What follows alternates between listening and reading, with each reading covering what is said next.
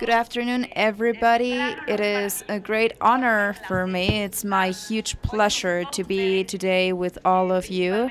Mostly, being here with these four extraordinary women, and mostly because of the topic that we have to talk about. Personally, this is a really interesting topic for me, and is very broad as well, talking about civil society.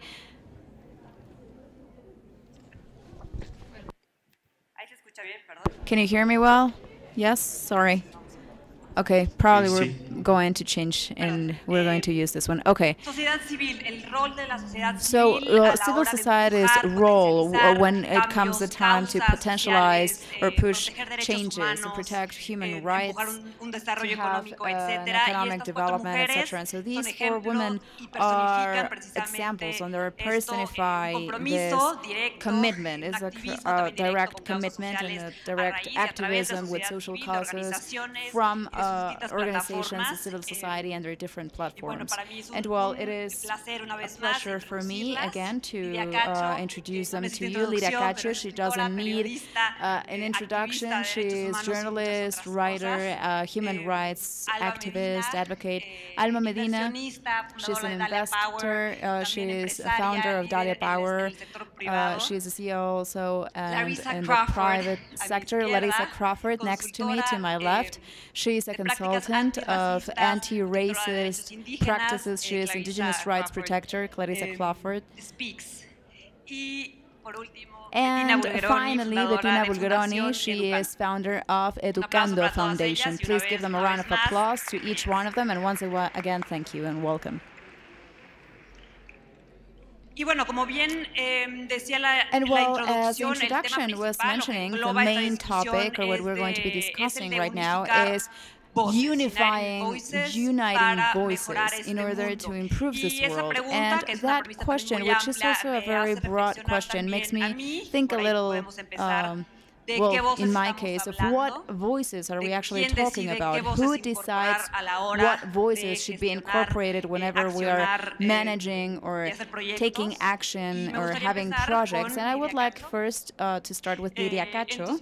So in your different platforms, and your different facets as a journalist, an advocate, etc.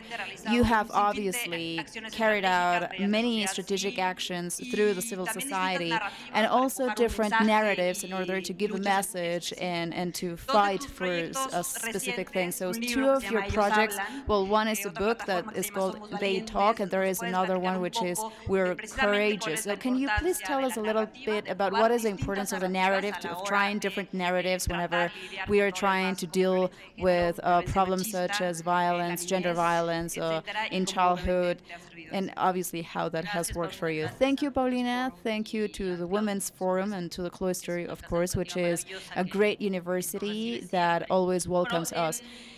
Well, I believe that it is crucial to first put in the table something that we very rarely recognize in these type of panels or any public discussion, and that is that those that have had during the last centuries the microphone or the voice, the power, and the top levels have been men, because culturally that's how the world was built. But what we don't recognize is that in the last half of the last century, women, not only feminist women, also closet feminists, have managed to change that narrative from the journalism, from the literature, from the defending human rights, from the entrepreneurial world, from politics. And we can distinguish now very clearly, right now in 2019, whenever a woman is getting a political power and she can reproduce that macho aspect or system, and she's not doing anything to transform that narrative. And we can also distinguish whenever any woman in any power position can transform that narrative and can treat women differently and can then have a better or more equitable world. So in that sense, after 30 years of being a journalist and a human rights advocate, I had two projects. One of them was after Me Too.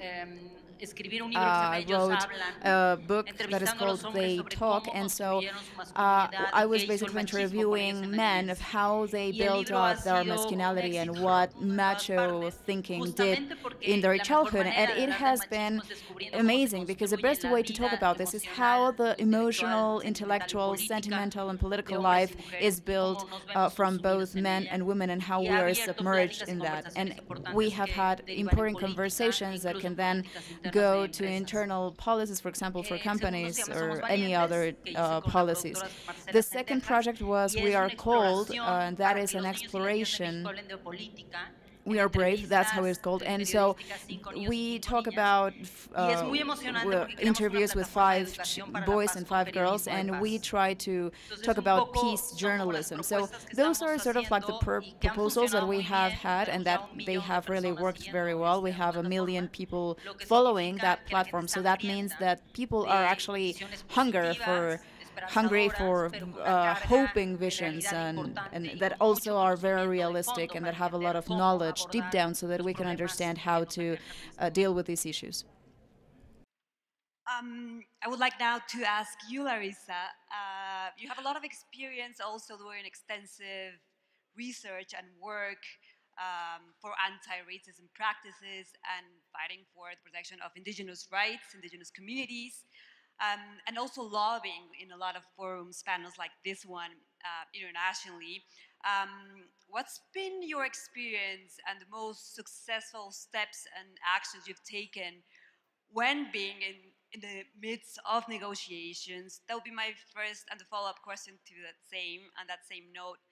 I'm going back to representation and inclusion. How important has been diversity and being someone like you having a seat on that table? Perfect, thank you. Tanse ki amatin Larissa Crawford dishne kashun Calgary pita grantan mi mukan ki mi fami penitin gweshin ki Jamaica ni wikan. Hello, good morning everybody. I'm the English speaker on this panel. I just introduced myself in Michif, acknowledging my Métis and Jamaican ancestry, and I did so in my traditional indigenous language. So even before I think about like the steps that I took and like the things that I do and the things that I am, I really reflect and I frame everything that I do and the work that I do with ancestry, the understanding of ancestry. So when I understand who I am, where I come from, how my family came to be on the land on which we are, when I reflect on what they've inflicted and what they've overcame, I'm able to understand the work that I do and my responsibility to inclusion, diversity, anti-racism, indigenous work in a very personal way. But then I'm also able to frame my understanding of strength and resilience of myself as well. Look at everything my ancestors have overcame. I can face these adversities, I can face these challenges with their strength, through their strength. And then I understand myself right now as a 24-year-old, as a future ancestor. And so my actions are going to have an impact on my 2-year-old daughter's life, on our future generations' lives.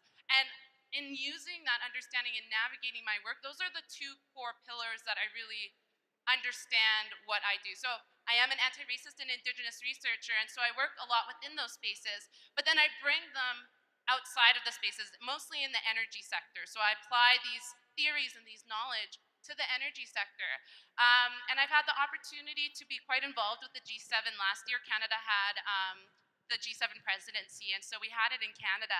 And it was for the first time that the G7 process formally held a youth engagement piece on the side, and then quite interwoven throughout the program. And so I was the head delegate of Canada, and I had the opportunity to sit across from all the other G7 ministers and with all their corresponding youth head delegates on the other side, and facilitate a policy negotiation on what we were going to include in the G7 agenda, especially from the perspective of youth. I actually just flew in yesterday from Vancouver from the Clean Energy Ministerial meetings. And there, we had a youth forum where we had the opportunity to speak on the panels. I mean, to engage with all of the ministers. and to speak to these CEOs. And I think it's so important because youth really push the space. We really push, we ask the hard questions, we have the mobility to really make people uncomfortable. And it's because we have such a stake, especially in climate change, we have such a stake in what's being done, because if we don't figure this out, many of you may die of old age, but we will die of climate change. And that is a very personal issue to us. And so when I think about what was done really well by these organizations to engage youth, they funded our participation. So governments and corporations and nonprofits, they gave us money to be able to attend these international negotiations. They also have onboarding and mentorship programs to bring youth into these spaces, learn the skills, and act confidently. And then finally, they have these opportunities through youth engagement plans. So organizations bring youth on, have youth engagement plans made by youth. When I think to what I did personally, I asserted my lived experience in those spaces. When facilitating an international policy negotiation with ministers, I spoke to my experience with sexual violence and how my personal experience influenced or gave me insight into something that we were discussing that some of them may not have had. And so in inserting my right and in asserting my experience as a young, Black, Indigenous woman, I was able to go quite far because of the authenticity, but also because of the people I spoke for and my ability to switch language. Yes, I'm an activist. Yes, I'm on the streets, but I know how to switch that language. I know how to present myself so that people on the other side of the table can hear me. And so I think on a final note, and then I'll stop taking up too much space, but on a final note, in terms of spaces for opportunity, it's going to be to consciously look around at those that are already at the table, to consciously look around and think of who's there and who isn't, and what's preventing them from being able to get there. Because that is going to directly impact your relevancy. It's going to directly impact your profits, and it's going to impact your responsiveness. Just on a final note, Indigenous people, we are 4% of the global population. We utilize 20% of the land's surface. Within that surface, 80% of the Earth's biodiversity. Why are we not at the table? Why are we not a part of these climate change discussions? This is why we need to include Indigenous peoples. This is why we need to include all people in these kind of discussions. And when I carry that voice and when I make those arguments, I find that I'm able to create the space for both myself and people like me at these kind of tables. Thank you. Applause.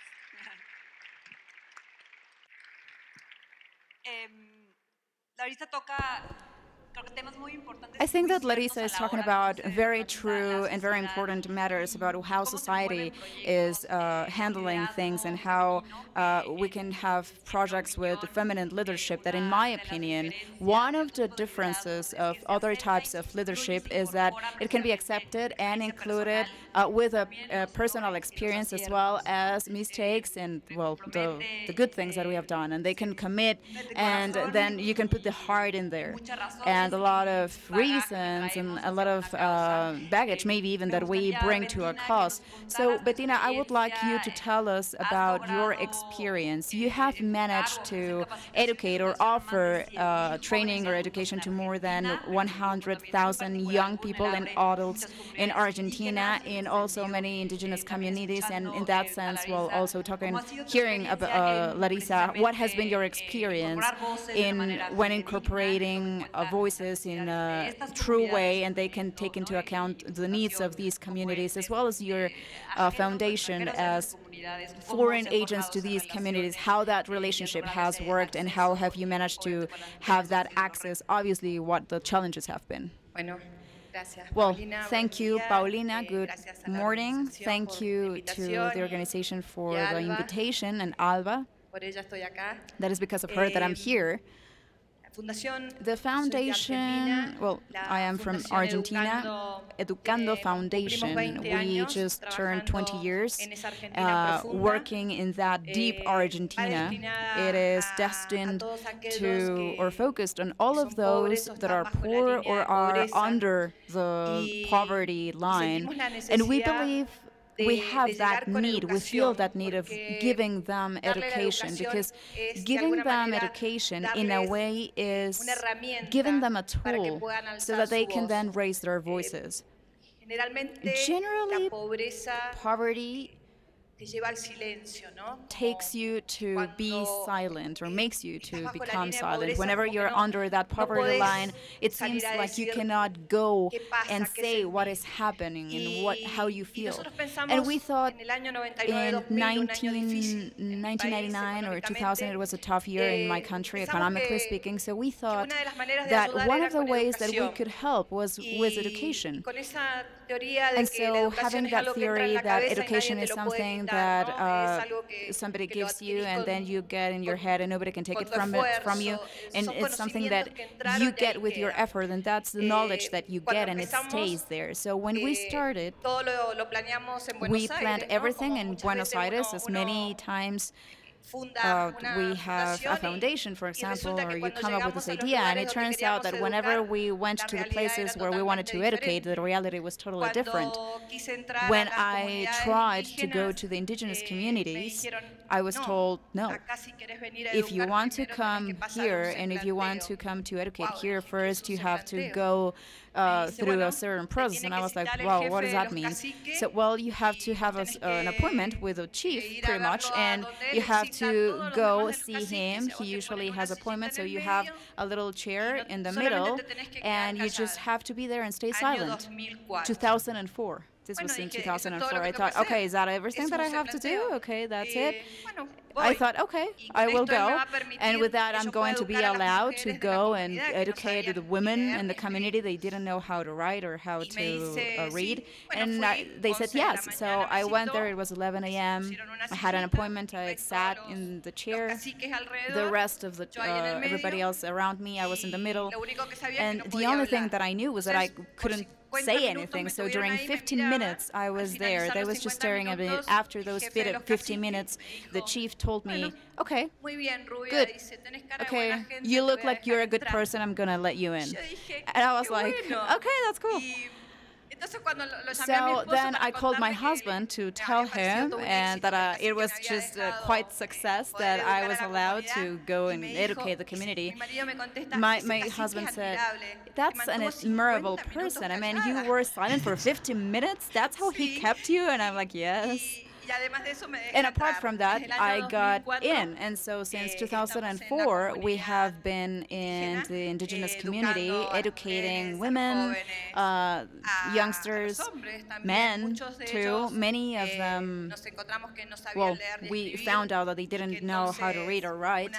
And so one of the ways of expressing that lack of culture maybe was with violence, and so we also convinced them to be part of this, and that gave us a great result. Unfortunately, until 3 months ago, I am still going to talk to certain of the communities with them in order to get my permission so that I can educate women. Unfortunately, and I mean because if they are not authorized, if they don't give them the authorization to their women or to their daughters, we are not allowed to go and do this. But well, so far we are there, and luckily we can keep moving forward.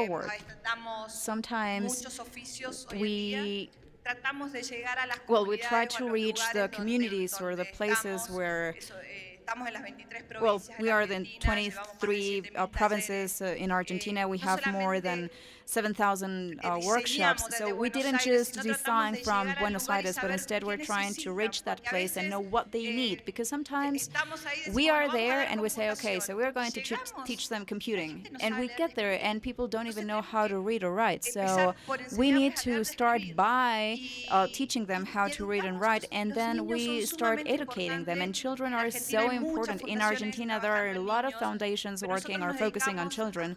We are focusing more in young people and adults. We believe that they, and even the senior adults, are what's today. It's what the present. And so they are going to be, at some point, the educators for those children, because then they can preach with the example. There is not one mother that we have educated that is not passing that to her children. So we are improving the relation also between them, because most of the times they don't talk to each other because they don't have anything to talk about. So when we are educating them, regardless if it's English or computing, it's amazing, because indigenous communities have a great skill of learning English, actually, because in Argentina, first they need to, well, learn Spanish, and then that kind of opens their mind so that they can incorporate a new language.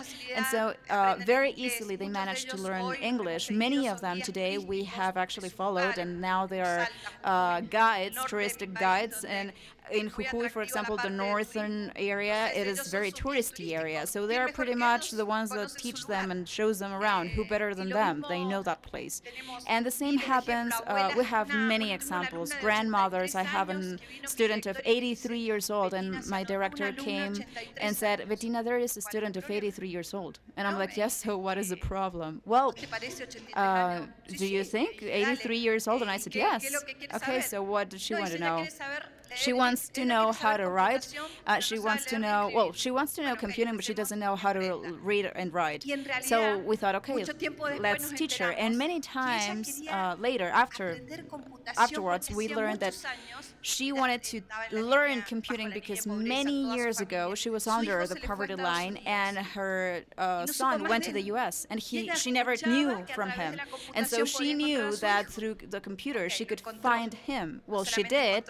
Not only did she find him and learn computing, but afterwards she actually started learning English. She found out about her grandchildren. Today she's in contact with all of them. So we think and we believe that in our foundation we are compassionate. We know that we need to reach those places and know what they are needing.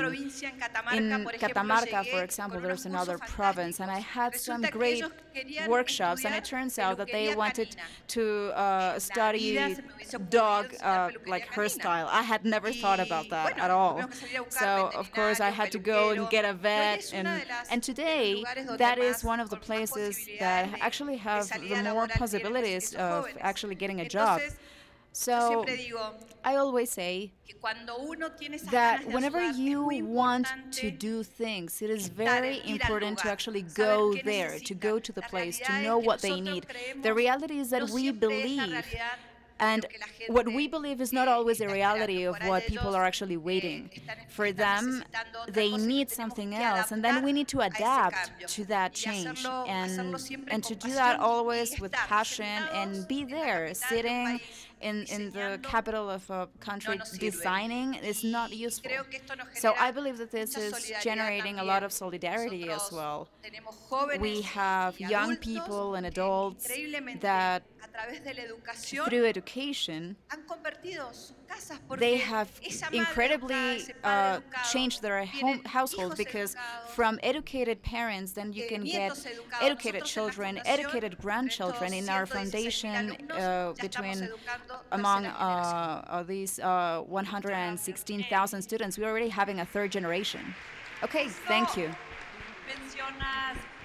Okay, so you're talking about ideas or even taboos, or you talk about prejudices that sometimes we all face. And so I wanted to ask you, Alba, your experience, that it comes from the working sector, the private sector, as a leader, a CEO, etc., as an entrepreneur. What has been the biggest difficulties in that sense? What ideas you have had to undo or fight against or even confirm? Okay, so I want to thank Kiara Corazza and Jessica Saga for all the effort of putting this up, because in panels like this, especially in Women's Forum, I was changed, and today I am the person that I am because I was always in touch with these talks. So the change happens here. This is not a secret. This is actually a reality that we have to face way harder challenges than men in order to have access to opportunities. And well, there is a new report from McKinsey, and this is the first report that is done about Mexico, specifically talking about gender topics. And what we have to realize and reflect a little about is that in order to have an even soil or opportunities, equal opportunities, it's not just a social matter, it's also an economic convenience aspect, because if we had more women actively right now, our GDP, globally speaking, can increase very much, and in Mexico's specific case, it could increase in a 70%. So these figures cannot just be ignored, and we need to reflect and think that today, the most important phenomenon, currently speaking, is not necessarily China or India. This is about involving women, globally speaking, in the workplace. And we are so fortunate that we get to live in this time. Never in history had we had so many opportunities, and this comes exponentially. However, for me, it was so difficult to open my eyes and to grow professionally. First, I had to prepare, of course, academically speaking, because as a woman, yes, it is true that you have to work double to earn half, and you have to be constantly proving, because people are questioning you all the time. So I had to prepare, of course, academically. I did a master's degree. And afterwards, when I came back to the work world, sometimes you think, and that is something that we do a lot as a mistake, you think that because you already have a degree, a professional something, you are going to be able to grow, and that's a huge lie. What we really need to grow professionally is to have emotional intelligence and the things that are not being told. For example,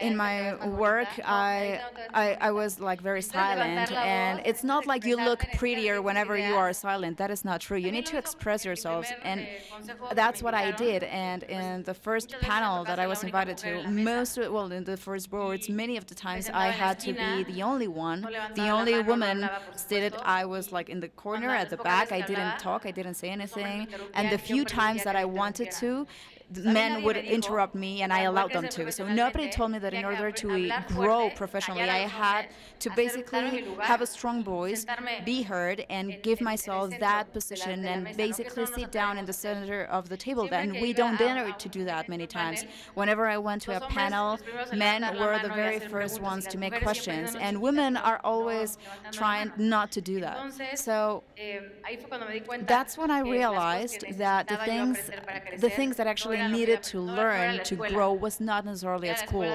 It was life school, not traditional school.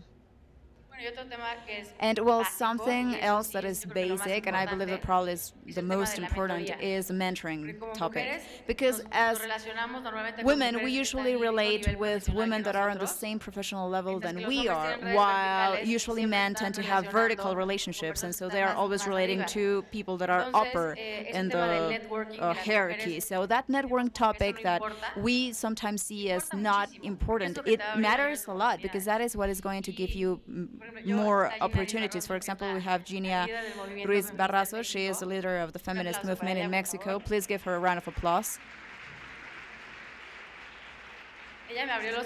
She opened my eyes. She opened my eyes because when I was younger, I felt so intimidated. But what I thought was, I want to learn from this lady. I want to come close to her, and I want her to be my mentor and to support me and to help me keep growing. And so that's how we decided that we were going to do Dalia Empower, so that we can help give women more opportunity and give them that education that we learned the hard way. And so we can share that experience so that all women can actually grow, but also being aware of all the taboos that there are and everything that they're going to face. But I looked for a mentor. I was brave enough to look for somebody that is upper. Who of you have a mentor or who is above you that is supporting you professionally? Well, that's a great thing that is so many, but more than half don't have one. The first thing that you have to do after you're done today is go and look at that and find that person. Learn from them. You already have that no, but if you get a yes, that is going to change your professional life totally, because even if there are some mentors, the truth is that with all of this Me Too and everything, usually men are afraid of being mentors of a woman. So we really need to have that sorority, and we need to support ourselves so that we can grow professionally, because even if it's true that we are the worst enemies of other women, we are also the best allies of other women, and we need to change that narrative, and we need to start helping among ourselves if we want to make a change.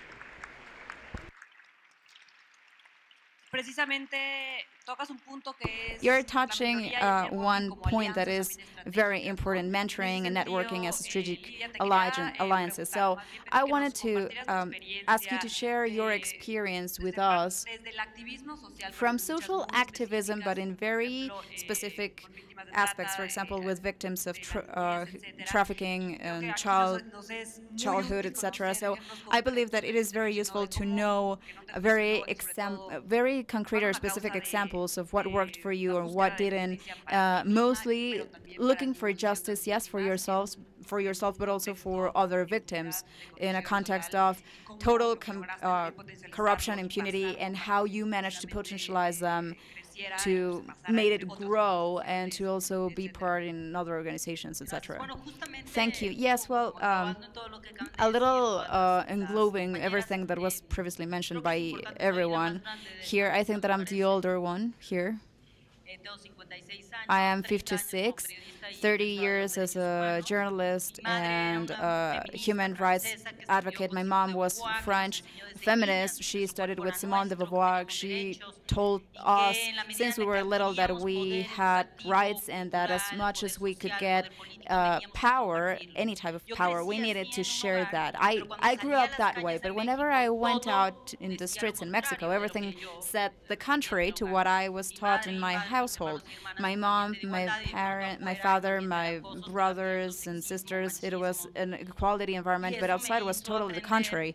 So that made me develop very important rebel tools, and obviously had to do with that, with believing that there is always someone that is going to help you, another woman, and I have proved that always.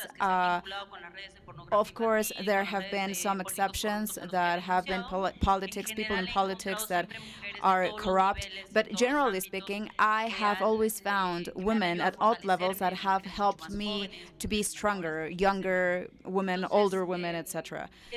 So that helped me understand many things. One, in order to work with social equality as a journalist, as a human rights advocate, I needed to integrate my knowledge of human rights advocate in journalism. And all the men 30 years ago, they said that is activism and that is forbidden because journalism is subjective. And what I said was objective is actually not to involve with the society, and this is not useful for anything except for power. I am writing subjectively because I'm a subject. I am a subject in her society as a woman. And so from there, from the time that I started to incorporate the human rights and the gender perspectives, that's how it was called back then, but I was talking about feminists anyway. When I interviewed children, boys, girls, women, CEOs, entrepreneurs, and asking, for example, what's happening in Tanaro, the state where I live, I always did it with this perspective, with taking into account human rights, etc. And they always answered not really understanding who was that crazy lady from Cancun. And then 30 years later, with this journalism, with a peace perspective that we even started so long ago, it's not just a fact, but now it's transforming everything in the world from Mexico to South Africa. We have achieved that. That's what I meant at the beginning. Also, something that I realized when I opened a refugee for women, those that have been victims of any type of violence 15 years ago in Cancun, was that nobody wanted to share that attention model with me. Everything was very expensive. We were just 43 experts. It was a multidisciplinary team in their own fields. They were experts in dealing with boys, girls, and women, and everybody was charging so much. And entrepreneurs were saying, what do you mean high safety refugee? Why would you want that? Well, because we're going to receive all of these victims of drug trafficking that in 15 years they're going to be the first ones in the newspapers. And everybody thought that I was crazy. This was 17 years ago. So what I did was to develop with my team the best attention model for victims of all types of gender violence, including boys, which also they are a victim of that, sexual exploitation. So we developed this attention model with all of the procedures, and I started to give it away to all the organizations, women organizations in Latin America.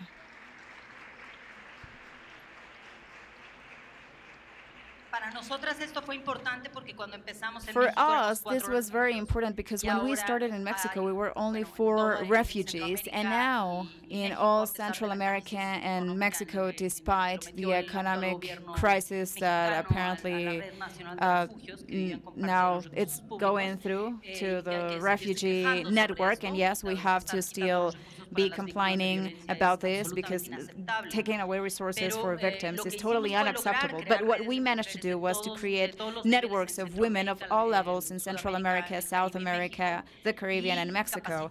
And we trained people so that they could have this model. So what did this model accomplish? And I'm going to finish with this. It accomplished that activists and human rights advocates with the men that were working as allies didn't just open refugee centers, but instead also to become and actually to go directly to their communities and with different congressmen to try to approve laws against all the crimes that were not penalized. So this is amazing. This is something that we actually have created as women, generally speaking, this leadership of combining knowledge in all the spheres and taking it to the power. So one of the things that I do now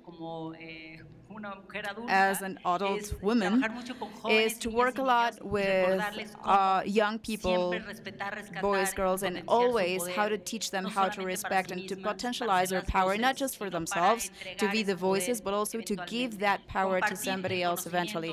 Sharing knowledge is the only thing with which we're going to build peace. Taking that knowledge and just keeping it is going to destroy countries and societies.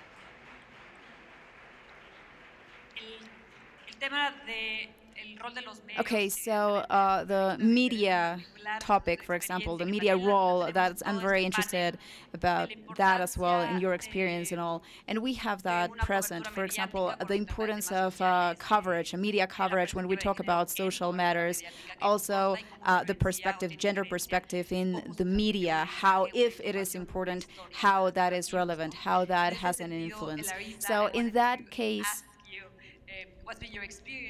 Larissa, me gustaría preguntarte cuál ha sido tu experiencia también en este punto cuando estamos hablando de las negociaciones, por ejemplo, de cambio climático. Y bueno, la pregunta también de seguimiento sería, ¿cómo está sesgada, digamos, en cuanto a algunas cuestiones, por ejemplo, de cobertura mediática de sociedades o comunidades indígenas? ¿Qué tan seguido, por ejemplo, a lo mejor estamos entrando a una trampa? Qué bonita pregunta, muchas gracias. Nada más me quiero tomar algunas preguntas porque sí quiero escuchar también de algunos otros panelistas.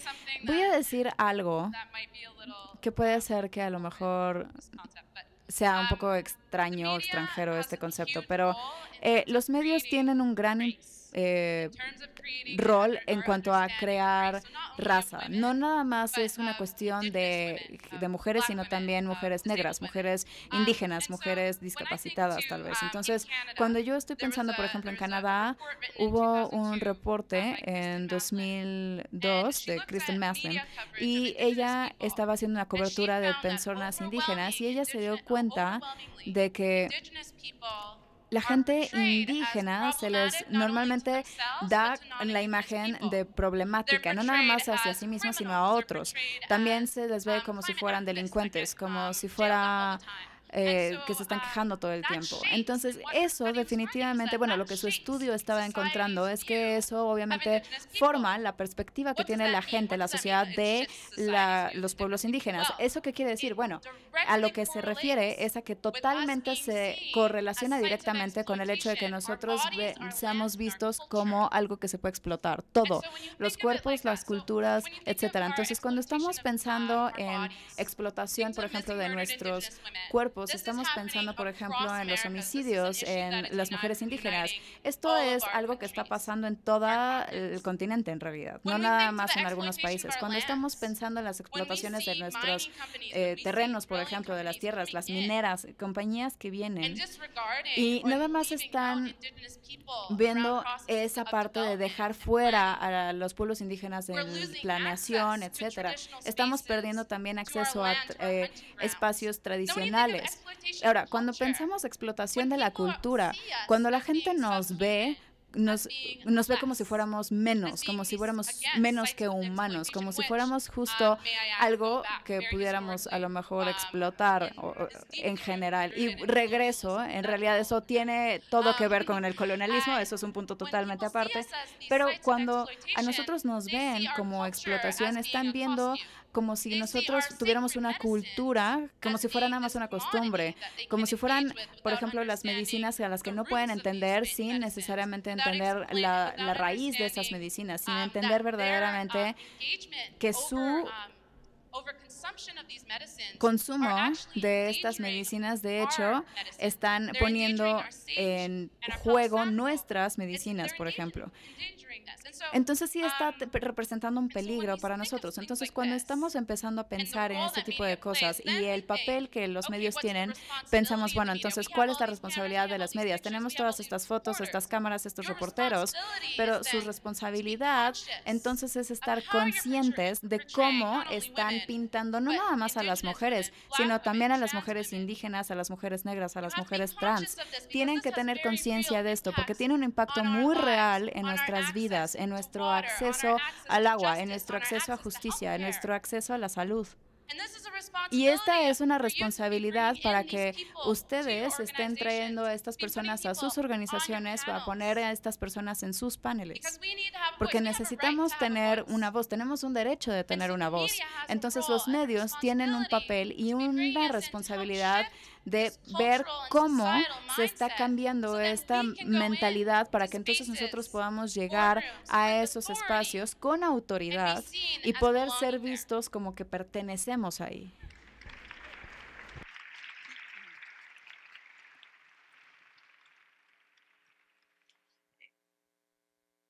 Sí, tenemos muy poco tiempo, pero bueno, es una pregunta que quisiera también Okay, we are running out of time, but this is a question that I would like to open to the panels for whoever would want to answer, and maybe we could still answer among everybody. So, talking about civil society and the alliances with philanthropy or philanthropy efforts that are also very important that we can still see represented in these type of forums. There is a book that is called Winner Stay Gold from Ananji Diryadaras, a former New York Times reporter, and he talks about something that is very important. And this is this illusion of the millionaire saver, how many times philanthropists through civil organizations, obviously with intentions of doing something good, how they don't really have incentives for a real transformation, and how many times they don't get to perpetuate the status quo because power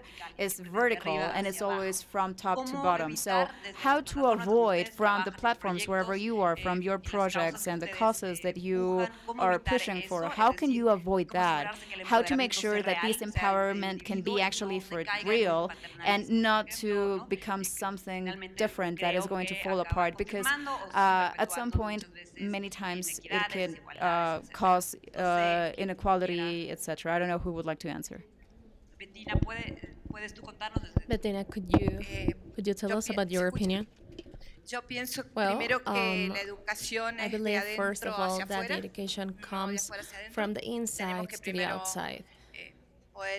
We need to educate our mom, our dad, our grandmother, promote this kind of education. we also need to build trust in our founding, in our organization. We're building trust because we don't have an expiration date for a project. So this helps us being believable and building trust in people. We'll be there for them. Another point is that we need to be present. I've been traveling in Argentina for 20 years, visiting organizations. There are 5 people that we split responsibilities in these 5 offices in Argentina. And sometimes, you know, it's hard to be in the middle of nowhere, but you need to be there because that's the only way you could help and make a difference. And also, we need to be careful. I know grown-ups or even the elderly who are really shocked with the new technologies. Sometimes for this sector of the population, and especially elderly living in poor conditions, they feel very shocked and they feel invaded when we talk about robotics. I was talking about this with one of my college students. Some province asked us to help train them how to use a computer for banking purposes. And this guy was like, I want to learn computer science, but I don't want to learn how to do financial transactions and things like that. I really actually want to go to the bank, you know, to the physical institution, because it's the way in which I interact and I go out of the house, and that's how I live. So you need to be careful not to change the traditions and disrupt. And this is how I could stop giving you an example. In Campo Quijano as well, I was working with a very poor community who wanted to study robotics in my organization, and they had a seller, a girl who cleaned the school, and she was about to be left out because she had been working there forever. So they developed a robot with a broom, some sort of broom, and the name for this was Silvio, because the name of the lady was Silvia. So robot Silvio was cleaning the school, and Silvia was directing the robot from her cell phone. So this is something that was created by the students of that school, and they came together with this idea because they wanted to help this lady who had been working for many, many years, and she was already tired. So I think that we need to motivate kids to spread love and values, because if something is needed in this world, in my country, is love and tolerance and help, collaboration that you can do at any level. Sometimes I have to be at meetings where I'm the only woman, and the most important thing is not to be near the coffee, because they're going to ask you to serve some coffee, and no thank you. So thank you very much, everyone. All right, so I'm going to move to a different topic. We need to say that this is a political matter. The whole issue about human rights, not only for women, but for kids, for men, in countries like Mexico, Colombia, South Africa, countries who are living in war conflict. This is a very political matter. So how do we transition from the panel that we had before into the following panels, talking about the economy of help, of international aid, and that we don't see the polarization or segregation that we see in Mexico, and actually we're not getting into there, but we know that Mexico is very divided, but we have several responsibilities. One of them is educating entrepreneurs and business people, people with the money, because those are the people who can develop the social initiatives in their communities. This education for men has to do, in my experience, with you telling him, hey, you Mexican, do you want to end corruption? Do you want to end all this lack of values and drug cartels that is blackmailing your company, that is committing crime? Well, then you need to develop these organizations that could transform the country so that children can grow up without the vision of corruption and impunity. If we don't educate kids, these kids will be part of the crime and corruption as we have seen throughout the years.